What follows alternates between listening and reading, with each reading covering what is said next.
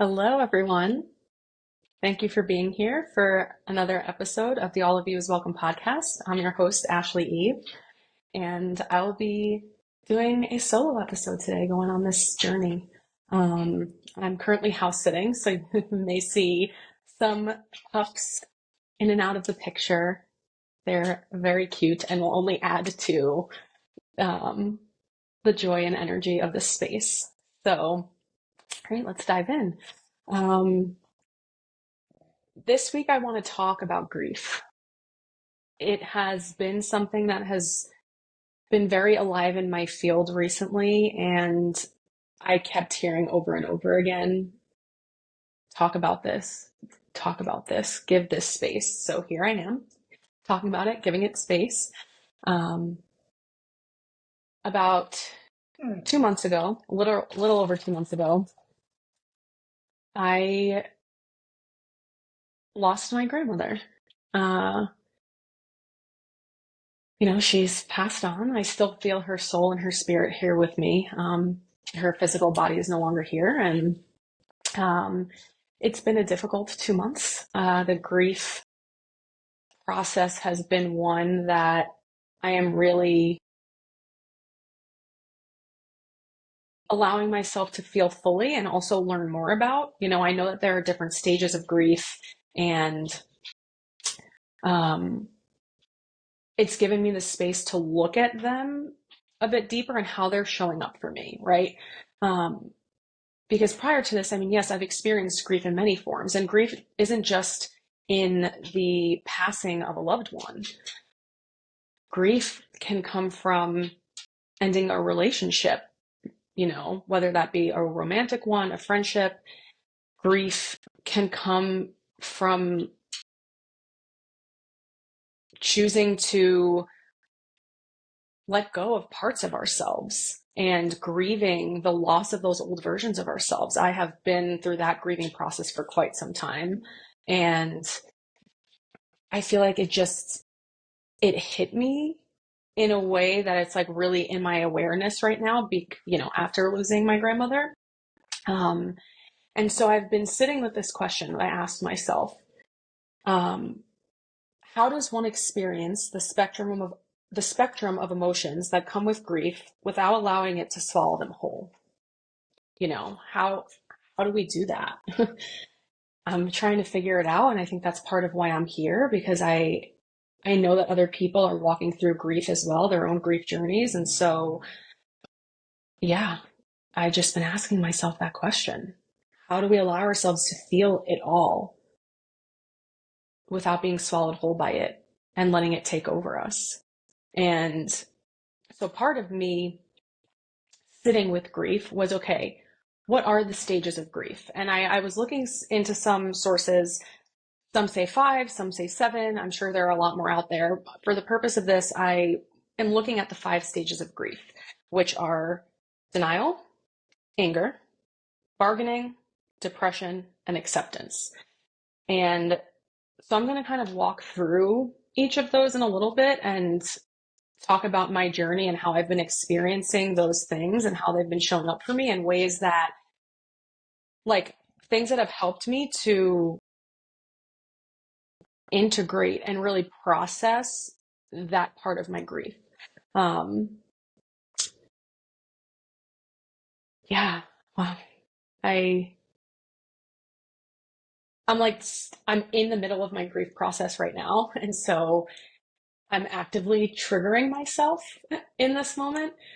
Um, so yeah, I give permission for myself to show up fully, and I'm going to meet myself with grace. Um, I'm getting really red already because there's just a lot of emotions flowing through me, and yeah, they're all welcome here. All parts of me are welcome. Um, so yeah, okay. For the first stage of grief, denial. So denial is our mind's way of blocking out certain things to what we can handle in a given moment.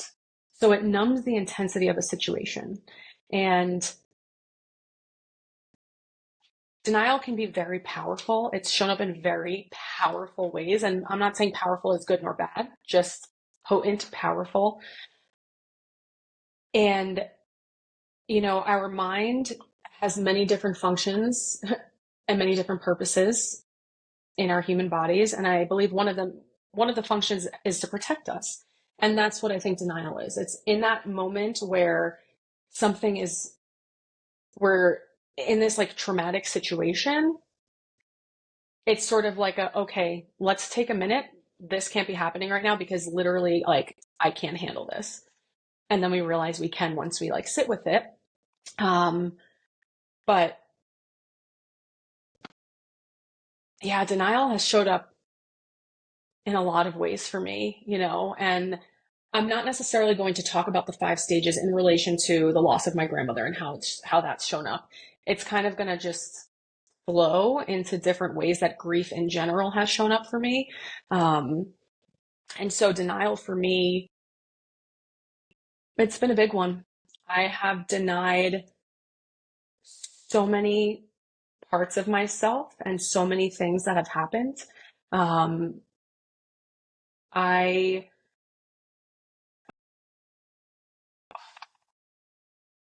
This is the first time I'm speaking about this, not in like an intimate space with just like a friend.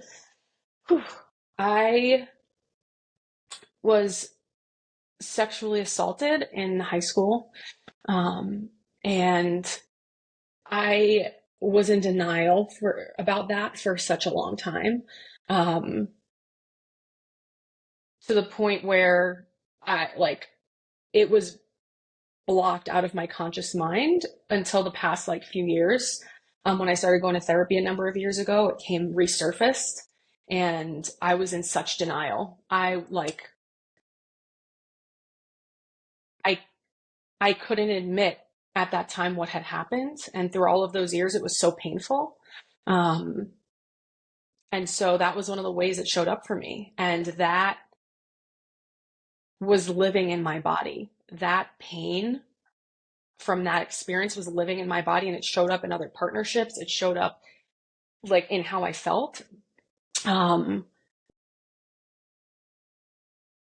and while I can appreciate that my mind, my conscious mind may have been attempting to protect me, uh, eh, the denial to a certain extent was a conscious choice until it wasn't, and it just became this unconscious thing that I shoved so far away. Um, and so the way that I was able to alchemize and move through the denial part was, this is going to be very obvious, but admitting that it happened, admitting to no one else but myself that it happened. And that was through me writing. I wrote a letter to my 16-year-old self, um, and told her it wasn't her fault, and forgave her for the ways that she showed up at that time. And yeah, just that was my first step, was confronting the situation and acknowledging that it happened. Um, and once I did that, that sort of opened up the space. But that was how I was able to like process the denial piece of it. Um, and then we move into anger. And so anger is an emotion that can sometimes mask other emotions that lay beneath the surface, and can be something that we maybe direct towards the other person who we feel is responsible for why we're feeling this way. And so what anger looked like for me, let's go with this example for now. I The denial piece for me actually came after, like later, while I was in high school, very shortly after it happened. It had happened at one of my best friend's house at the time. Um, there's nothing that she could have done. She didn't know what was going on. And we have since talked about this and healed through this. Um, I was so angry. And I was so angry, and I directed that anger towards my friend, to the point where we didn't speak for quite some time. And I directed all of that anger from the situation onto her.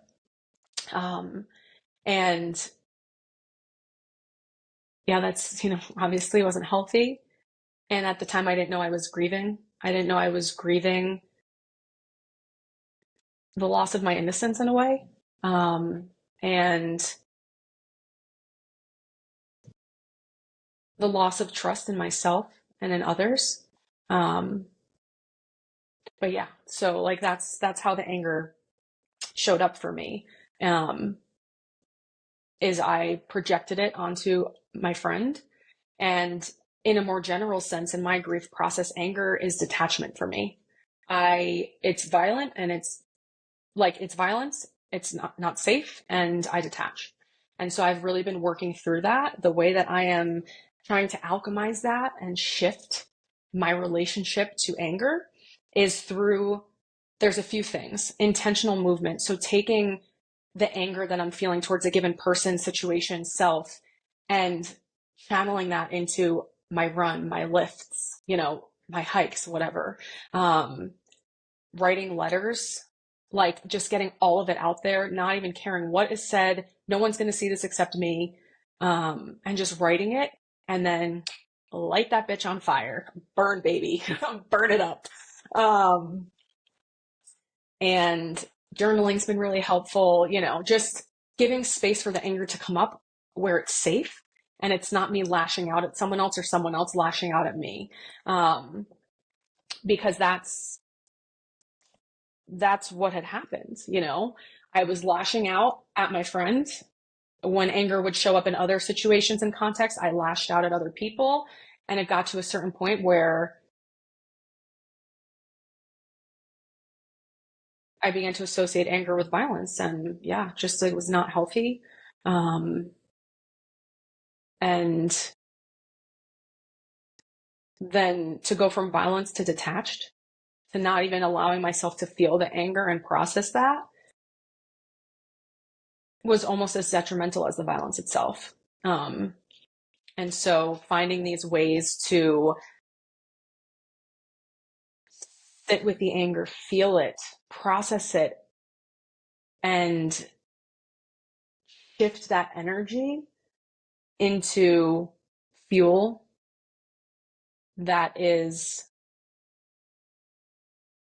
more of this creative fuel than it is destructive, has been really supportive for me in general, but especially in my grief process, because there's been a lot of anger coming up towards myself in relation to my nanny's passing. I wasn't physically there, to the sexual assault and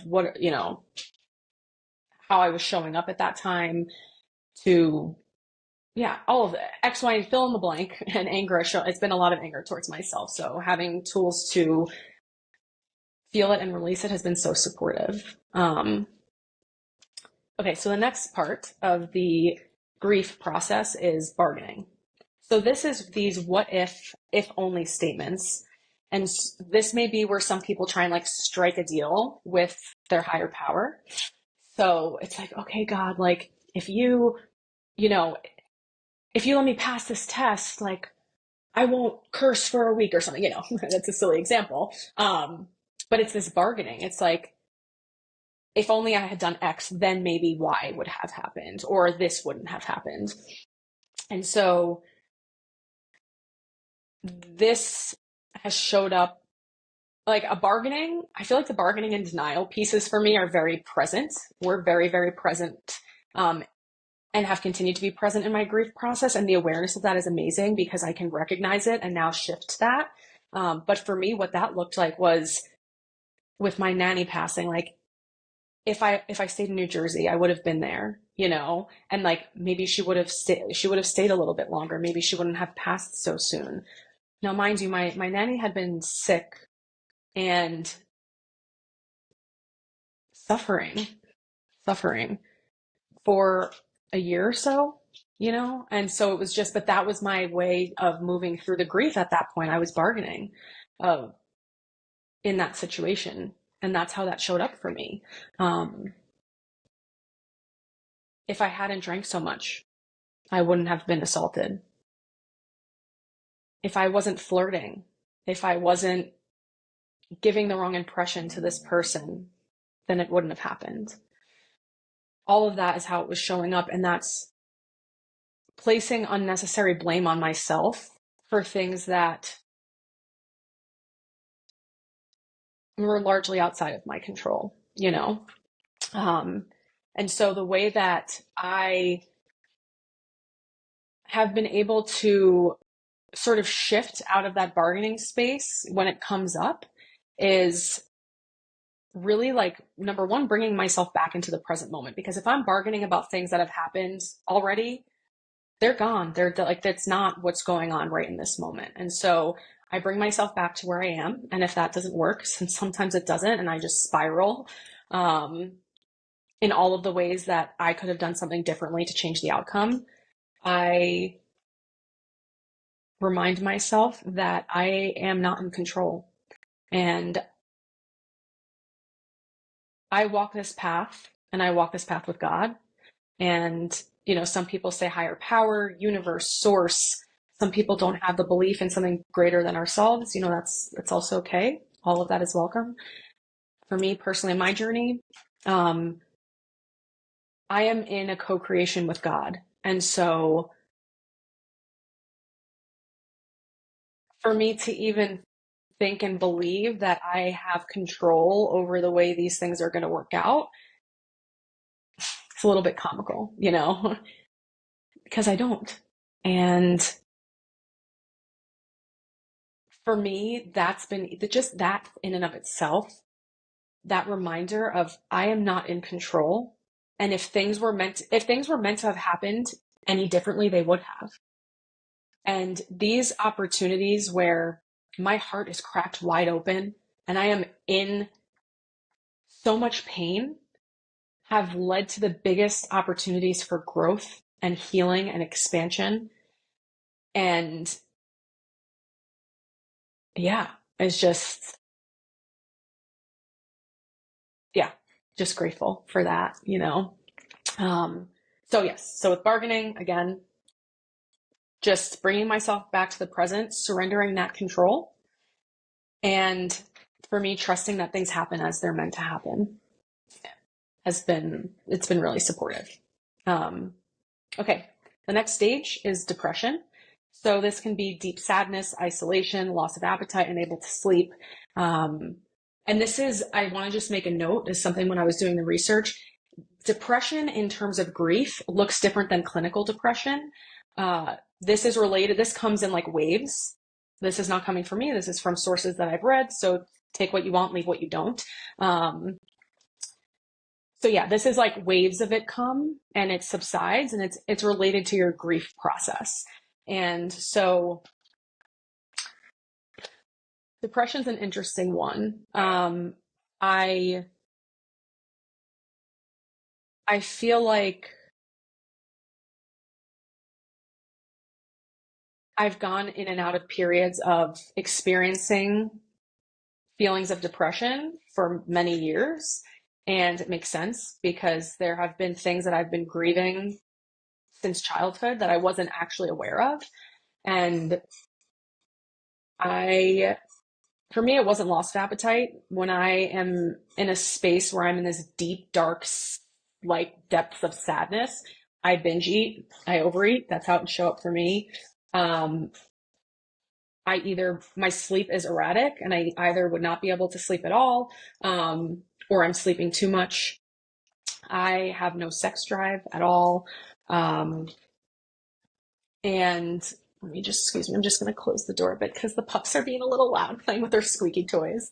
All of you are welcome, pups. um, a little squirrel brain sometimes.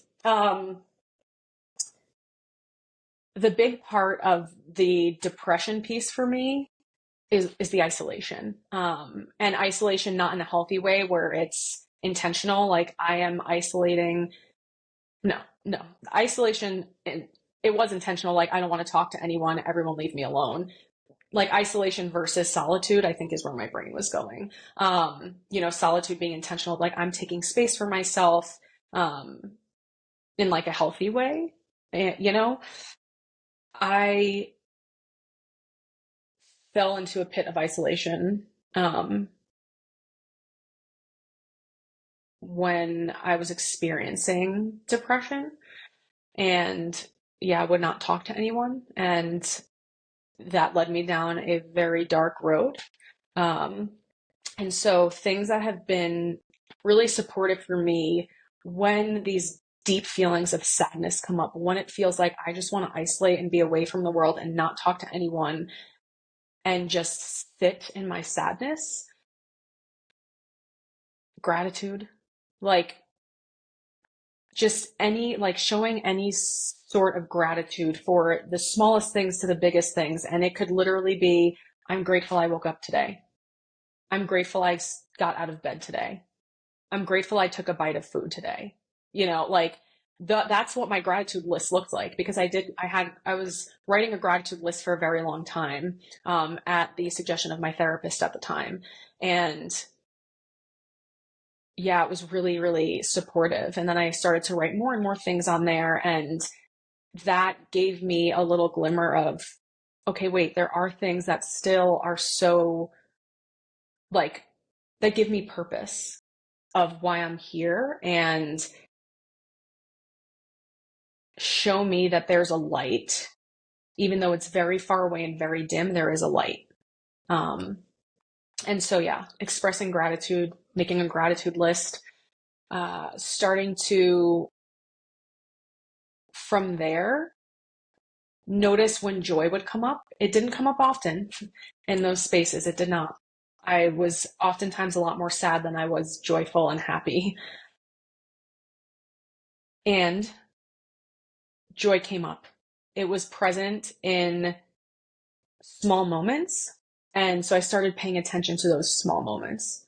And even if it was just like a moment, like literally just a moment of like acknowledgement, that was supportive, because it started to help me. Like those small things, the gratitude list, whether it's one thing, the acknowledgement of the moments of joy, even if it's once a week, those small actions add up over time, and brought me to a space where now when I feel the sadness, first of all, I feel it.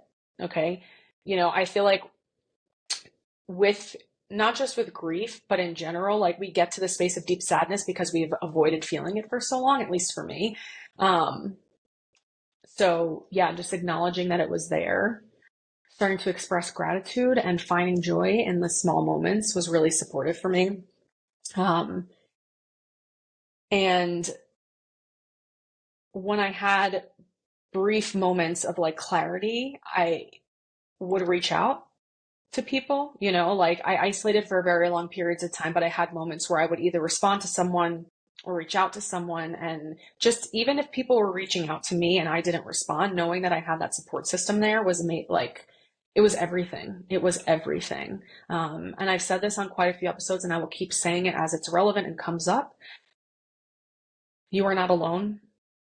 If you feel that you are alone and there's no one around you, I am here. Please reach out. My contact information is in the description of the episodes for all of them. And so yeah, you are not alone. Um, Even if it feels like you are. So, reaching out to supports, and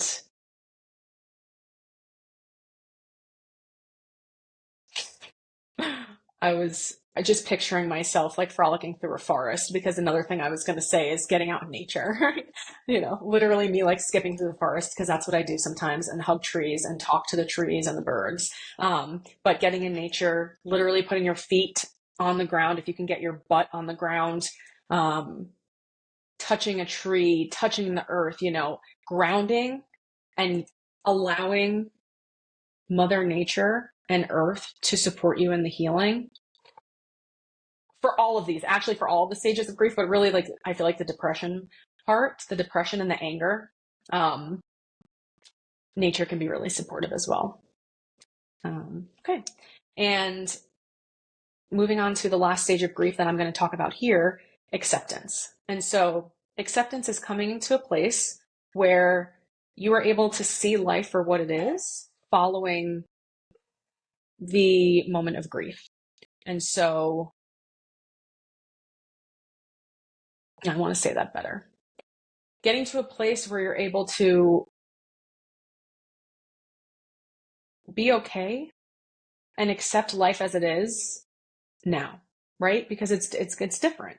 Following the loss, following a relationship ending, losing a job, like dissolving a layer of your false self that no longer resonates, whatever you're grieving, coming to this place of acceptance. And it's really, for me, it comes back to surrendering, like really surrendering and trusting in, again, what I choose to call God, this power and this energy that it's not even a power. I feel like it's an energy that is surpasses all of us and is all of us. It's this unconditional love that flows and connects all of us. And getting to a space where I was just telling myself, I surrender, I trust. Even if I didn't believe it at the time, because I did not. It took me a very long time. But that's how I moved through it, where I was just like, I surrender and I trust. And I'm not in control of the way that things are going, you know? And by coming to this place and reaching this state of acceptance, it's not like I stay there forever, right? Like that's the thing about grief. All of these stages, it's like it's a circle. It's like this cyclical thing where one moment I may be in acceptance and the next moment I may be angry and the next I'm crying and the next I am why did this happen? If this would have happened, I'm bargaining. And the next I'm like, okay, everything happens as it's meant to. It's okay. And the next I'm like, oh, this didn't happen. Nope. You know, like it's a cycle and that's okay, you know, but being able to recognize when we're at the different stages and what we need in those moments from ourselves, for me has been so supportive. Being able to recognize, okay, there's some denial happening right now. What am I avoiding? Why am I denying this? Why am I denying that this happened? And how can I move through this and get to a place of acceptance? You know? And for me, it's almost like this dance back and forth between denial and acceptance, anger and acceptance, bargaining and acceptance, depression and acceptance. Like the dance back and forth, arriving back at this place of acceptance that all is as it's meant to be, and walking through the things that I've walked through has allowed me to show up here in my most vulnerable, authentic expression. And my heart needed to be cracked open over and over again for me to be here, for the words to flow out, for me to embody this unconditional love. And when those moments of acceptance come up, I honor them. I honor every part of the process as grief comes up. And especially the acceptances, you know, for me, it's just like, okay, I've arrived here and life looks different. It feels different. I'm different. The environment, the people around me are different. And that's okay. And there's still so much beauty and there's so much more coming, you know? Um, yeah, grief. It's, it's a challenge. It is a part of this human existence that we cannot escape, you know, even if we haven't lost someone in our life. Um, Grief for me has shown up a lot with the trauma that I've walked through and those parts of myself that have died. And in the rebirth, I am grieving. And knowing that this too shall pass regardless of what stage I'm in, where I'm at in my grief process, is humbling and it's supportive because it's all temporary. It is all temporary. And the more we allow ourselves to feel the feelings as they're happening live time, the more we heal, like when we're in that space of joy and acceptance and, oh my gosh, life is so beautiful. Be in that space, root within that joy and that love, and allow yourself to arrive there. Give yourself permission to arrive there. It doesn't mean that you don't miss that person. It doesn't mean that you're saying fuck you to those other parts of yourself, fuck you to that past relationship or any of that. It's allowing yourself to be fully present in the acceptance and where you're at, The same thing with the rest of them and all of the feelings. The same thing with the anger and the sadness. Feeling those feelings, allowing yourself to experience them as they're coming up and releasing them. Just before I hopped on here, I've been very intentional with how I use social media, and I go on when I feel guided to be on there. And I went on, and one of the first people that I saw had posted is Emma Zek. I'm going to tag her. She's an incredible, incredible artist. She's just incredible. She's been such an inspiration to me on my journey. And I remembered reading something about her that was sitting with me. And so I'm going to read it here because it feels applicable. Emma says, "The depth of pain is a mirror for the depth of love. Let sorrow disintegrate you into fertile soil for your wildest dreams. Plant seeds of beauty in the mouth of your darkness." I'm going to read that one more time. The depth of pain is a mirror for the depth of love. Let sorrow disintegrate you into fertile soil for your wildest dreams. Plant seeds of beauty in the mouth of your darkness. Emma Zek. The amount to which we experience pain is the amount to which we are able to experience love. And if we are not willing to dive deep into the pain, how can we ever feel the expansiveness of true, full, unconditional love and passion and joy and beauty, and vice versa? Like we have feeling it all and knowing that that pain that you're feeling is a mirror. It's a mirror to the love that you were able to feel. And it is all beautiful exactly as it is. The way that you show up in each moment is perfect as it is. And if you are walking through grief right now, wherever you are at in the grief process, I invite you to honor yourself in that space. And remember, this too shall pass. I'm here with you. I see you. And there's always support. If you need anything, feel free to reach out. If you have any questions, anything, reach out. I'm here. And I know that a lot of us are moving through this grief right now in many different ways. And if we can just remember that we're not alone and that the way through it is to feel it, I think we're all going to be okay. And we already are okay.